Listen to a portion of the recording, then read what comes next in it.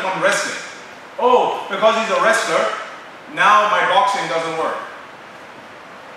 That doesn't make any sense. You're doing an MMA fight.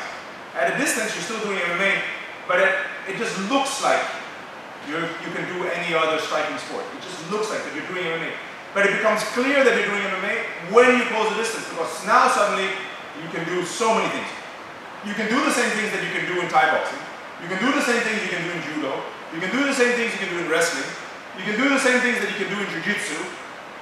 You can do the same things that you can do in a lot of sports, but it's not any of those sports. It's MMA.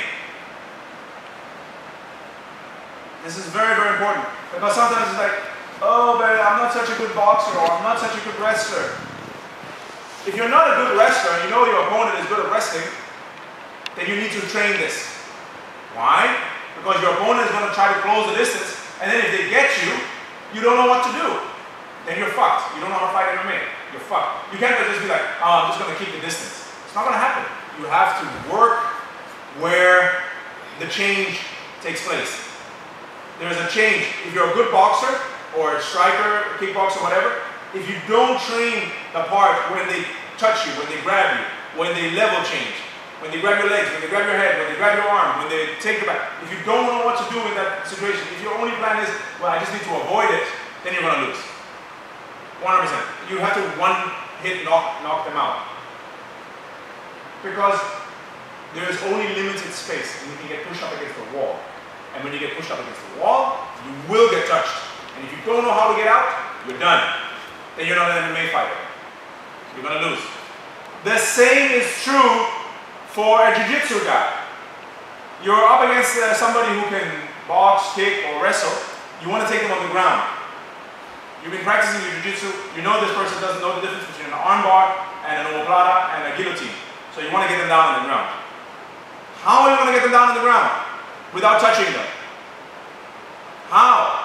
It doesn't mind control. It doesn't happen. So you need to go and touch them. As soon as you touch them, you're in this distance. Now you need to know what to do. You need to understand this game. This is not wrestling. This is not jiu-jitsu. This is MMA. You can do kicks. You can grab the head. You can go for the legs. You can do submissions. And you have to avoid the other person's strategies. So this is where MMA clicks in. This is why we're practicing this distance. We're starting without the punches today. We're starting without the punches. Now we're going to add punches. When we add punches, it's very easy to forget your techniques. It's very easy to focus on, I don't want to get punched, or I'm just going to punch. It's like you become a binary. Don't get punched, punch. Don't get punched, punch. But that's not the point. The point is to focus on the techniques. You want to get into a good position where you can punch more than your opponent, where you can punch better than your opponent. So you have to work the angles. You have to take them down. You have to go in the back. You have to push them up against the wall. You have to make sure that they're off balance. If they're very comfortable, if they're just standing, if you're in an awkward position and they're in a good position, who's going to be punching better? They are. So for today, we're just going to start with punches. But of course, in MMA, you can also kick and knee. We're not going to do that today. We're just going to add one more element. Okay? We are closing distance on each other. We didn't have any punches. Now we're going to add punches. We're not going to add punches with MMA gloves, where you can still grab. We're going to remove the grabbing part. So you're going to use boxing gloves. And why do I want us to use boxing gloves?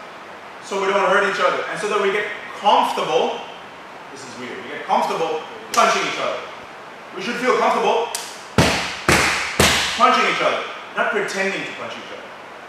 Sometimes when you wear MMA gloves, you might as well not wear gloves. Because if you do a hard punch, you can really hurt each other. Then it's better if you just slap the other person's face. But with boxing gloves, you can really get an idea. Holy shit, this is a bad position. If I stay in this position, I'm getting punched. But you don't get knocked out, you just get a lesson. Like, okay, I need to move. You know, I need to move. This is very important. So, that was the introduction. You're going to put on boxing gloves. If you have a mouthpiece, put it in. Let's go. 3, 2, 1.